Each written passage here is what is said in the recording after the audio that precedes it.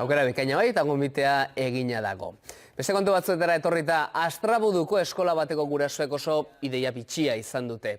Urtero urraskok txakurren ozkadak izaten dituztela jakinda ikastaro bat antolatu dute. Helburua da animali hauek hobeto ezagutzea, nola tratatu ikastea eta beldurra duten umeen kasuan izu hori galtzea ere bai.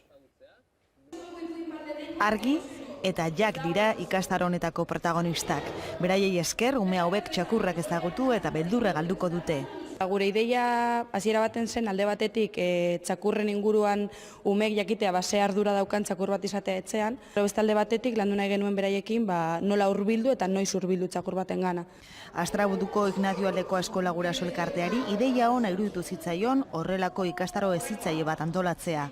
Jende asko apuntatu da, eta gainera euskaraz, bebai aldi berean euskara sustatzen dugu, eta parte hartzea handia eduki dugu, eta uste dut errepikatuko degula. Umeak oso gusturari ira gauza berriak ikasten.